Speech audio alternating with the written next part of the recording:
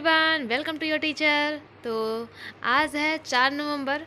ठीक है, हमने 4 नवंबर एक करंट अफेयर से शुरू करेंगे।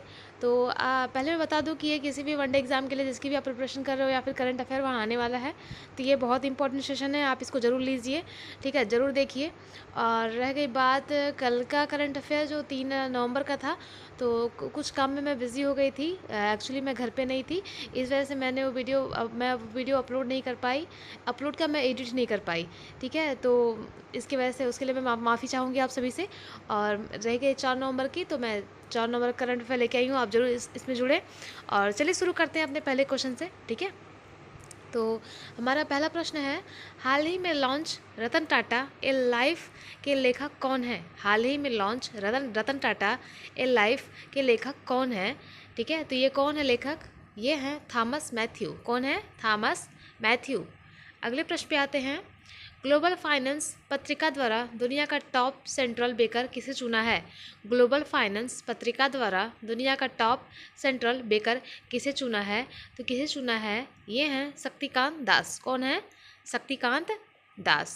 ठीक है, हमारा अगला प्रश्न है, एक्सिस बैंक के एमडी और सीईओ कौन बने हैं? एक्सिस बैंक के एमडी और सीईओ कौन बने हैं? तो ये बने हैं अमिताभ चौधरी। कौन बने हैं? अमिताभ चौधरी। ठीक है, अगला प्रश्न है, हाल ही में खेल मंत्रालय ने किस पुरस्कार को बंद कर दिया है? हाल ही में खेल मंत्रालय ने किस पुरस्कार को बंद कर दिया है? तो ये बंद हुआ है, कौन सा पुरस्कार है? ये है मेजर ध्यानचंद खेल रत्न पुरस्कार। मेजर ध्यानचंद खेल रत्न पुरस्कार। अगला प्रश्न है, मिस ग्रैंड इंटरनेशनल का खिताब जीतने वाली पहली भारतीय कौन बनी है? मिस ग्रैंड इंटरनेशनल का खिताब जीतने वाली पहली भारतीय कौन बनी है? तो ये बनी है रेचल गुप्ता। कौन बनी है? Rachel Gupta.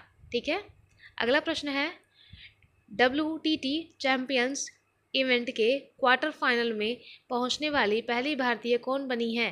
WTT champions event के क्वार्टर फाइनल में पहुंचने वाली पहली भारतीय कौन बनी है?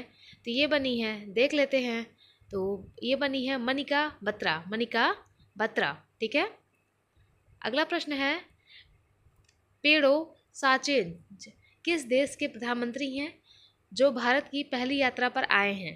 ठीक है, थोड़ा ध्यान से इनका नाम पढ़िएगा। इनका नाम है पेड़ो साचेंज।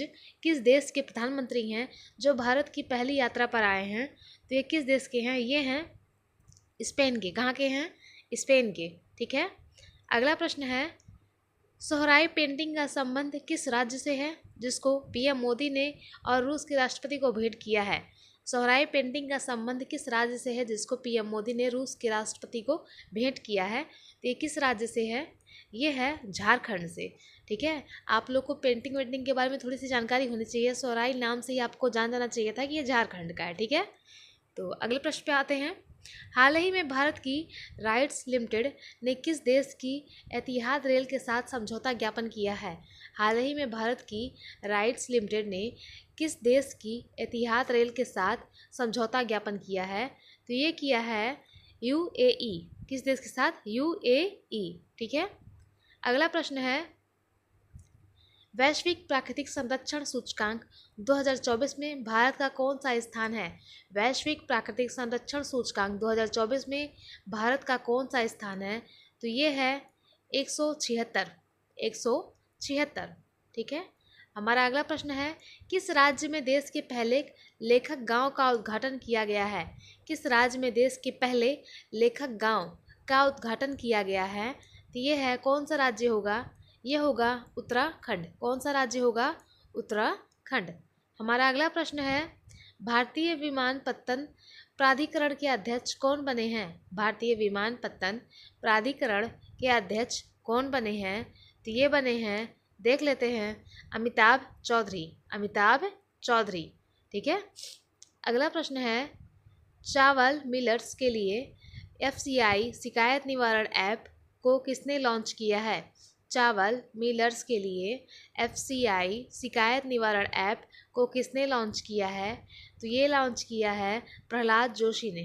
प्रहलाद जोशी ने। ठीक है, हमारा अगला प्रश्न है, केंद्रीय वाणिज्य एवं उद्योग मंत्री पीयूष गोयल किस देश की यात्रा पर गए हैं?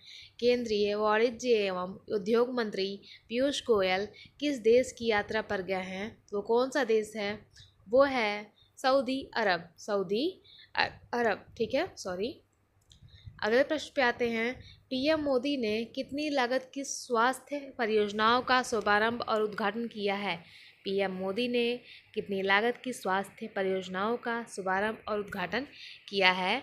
तो ये किया है 12,850 करोड़ रुपए। 12,850 करोड़ रुपए, ठीक है। अगला प्रश्न है, बैलोन डी'ओर पुरस्कार 2024 किसने जीता है? बैलोन डी'ओर पुरस्कार 2024 किसने जीता है?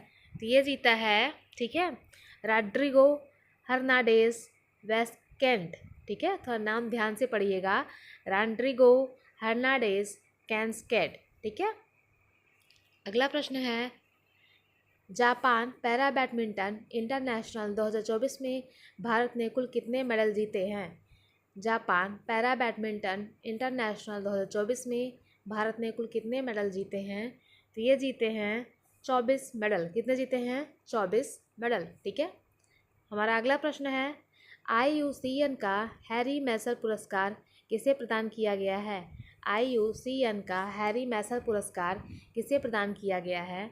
तो ये किया गया है, देख लेते हैं, विभव तालुकदार। किसे किया गया है? विभव तालुकदार, ठीक है। हमारा अगला प्रश्न है, हाल ही में किसने नई किताब द बुक ऑफ नाउ लिखी है? हाल ही में किसने नई किताब द बुक ऑफ नाउ लिखी है?